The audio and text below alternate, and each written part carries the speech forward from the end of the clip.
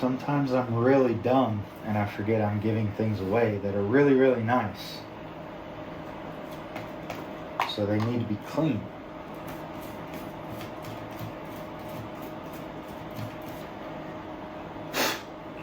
Hello everyone.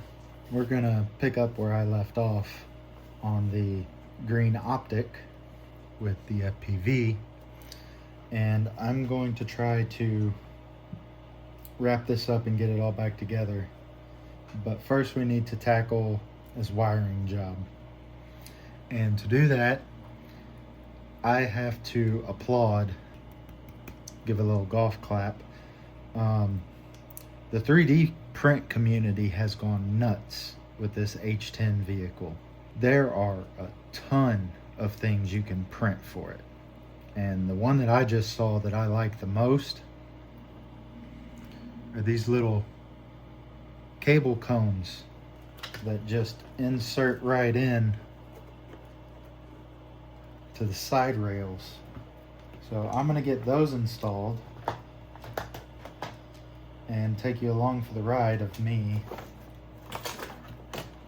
dealing with a messy desk and getting this wire job done up. So now me personally, I am super gluing these in. Number one, because after seeing them, I feel like they should have been included from Vanquish. They should have been built into the damn sliders. But second is, I don't have much luck with double-sided tape, so things need to be a lot more permanent with people like me. That, and I think that's the only one that needs to go on this side. I gotta think about where I'm gonna put this, but we'll come back to that last. Also don't know if this ESC wire is long enough to necessitate being in here. I had to cut it off there because I wanted to concentrate, but this is about as far as I've gotten. I still also have to find a permanent spot for the on-off switch, which I'm almost thinking putting it on like the bolt holes back here, because on my optic I have the dig servo and I have it taped on the side of the dig servo, and I feel like reaching up into the rear wheel well wouldn't be that difficult, but we'll play it by ear. I'm gonna get this set back down and bolted up, and then when we come back we can also install a bed. And I would like your guys' help with that because I actually have two versions of it. Thought this print was gonna take a little shorter than it did, but it's all good. It got printed. So we have two bed styles to choose from. And I know this one looks cool, but I'm going to choose this one because if you look really close at these holes, this one's wrong. I'm gonna try to slap this in real quick, see what it looks like, and who knows, maybe I'll include this to the winner just to have it. Well, that's kind of disappointing. I was hoping to have this off the bench tonight, but I'm gonna have to leave you guys with a question. These beds, I downloaded them off of Colts 3D. The tolerances the designers made on these are not made to fit the little number fins on either one. So I can install it just to get it off my bench, but put in the comments section, Lay's potato chips or Ridges, and should I just put these in a Ziploc bag and give them to the winner? Because I'm really bummed about that. This is one of my favorite small details of the H10 is the little number fins. Super cool. Granted, they're like the first thing to break out on the trail, but they're my favorite part of this truck. So I'm gonna try again in disappointment to install this bed, and I'll go ahead and leave you there. Like I said, leave in the comments on what I should do with the rear end of this truck. Hello everyone. It's Thursday night after the live stream, and I feel that this video that I'm currently putting together is going to be kind of short. So I want to bring in a little bit more content to make it a little bit longer. Show off Miss Plastic Fantastic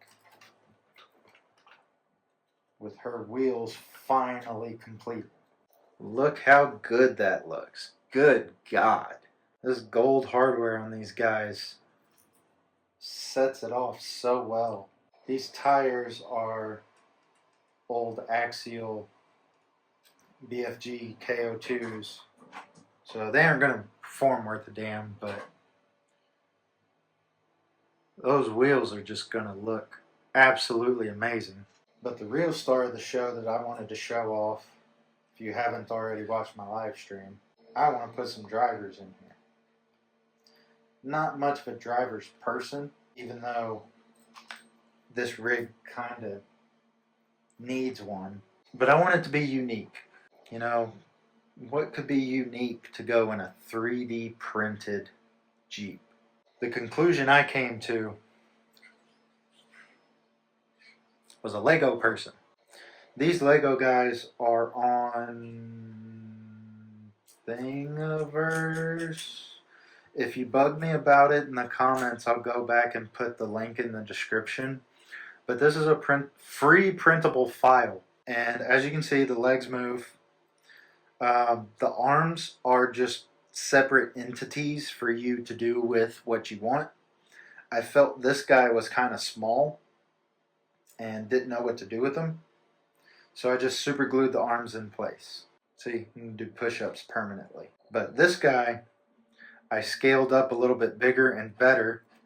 So he actually sits in there pretty decently. So he doesn't look too bad in there. I mean, his legs don't go all the way to the front of the seat, but he doesn't look too bad in there. But getting back to the arms, this guy was big enough to where I could put long grub screws into the shoulder and now make his arms posable.